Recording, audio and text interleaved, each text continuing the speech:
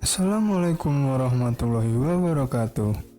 Halo guys, hari ini kita akan membahas mengenai dampak COVID-19 terhadap UMKM di Jawa Timur.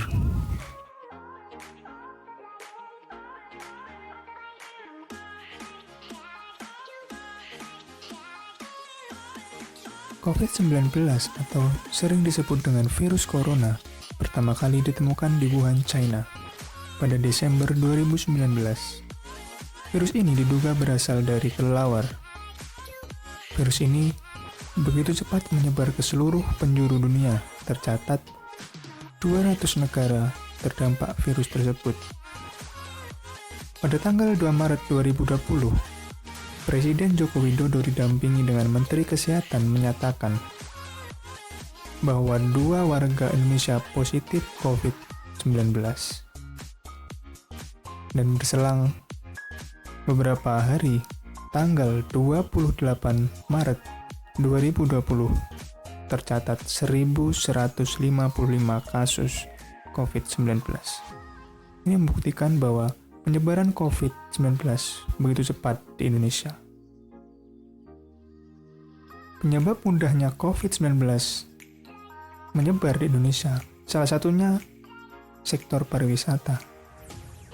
Sektor pariwisata sendiri menyumbang berbagai perekonomian untuk Indonesia.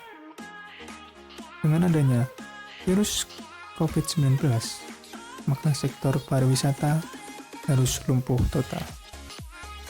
Dan dampaknya tentu saja kepada UMKM dan usaha-usaha kecil lainnya.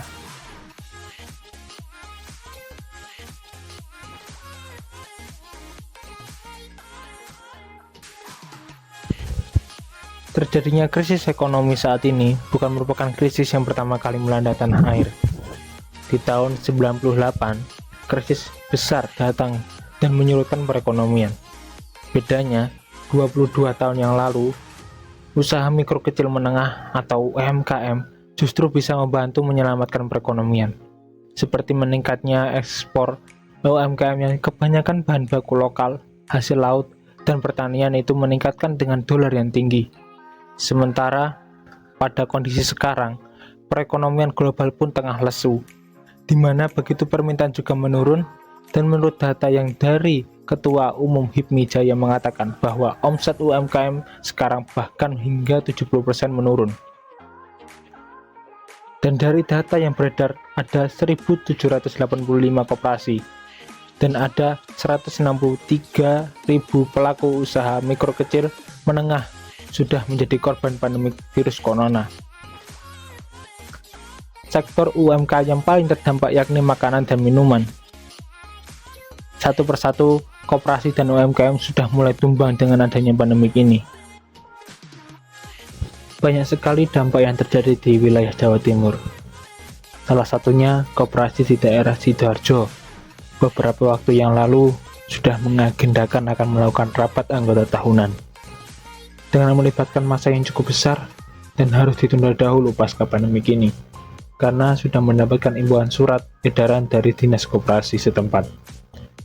Dan ada UMKM batik di daerah Tulungagung juga menghentikan produksinya dikarenakan pelanggan dari galeri batik ternama di Yogyakarta, Solo, Surabaya, Malang, dan beberapa kabupaten atau kota di Jatim membatalkan semua pesanan pasca pandemik ini.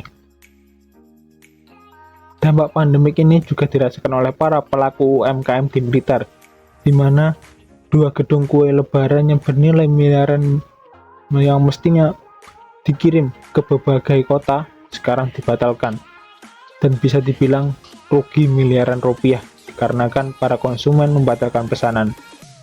Dampak yang diakibatkan oleh pandemi ini terhadap koperasi dan pelaku UMKM adalah seperti mengalami penurunan penjualan, sulitnya mendapatkan bahan baku, mengalami sulitnya permodalan, dan juga terhambatnya produksi.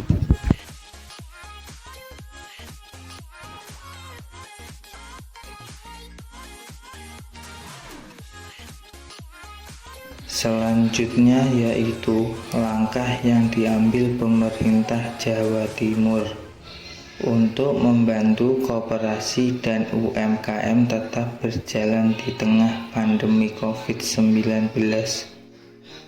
Pemerintah Jawa Timur telah menerbitkan beberapa program dan kebijakan.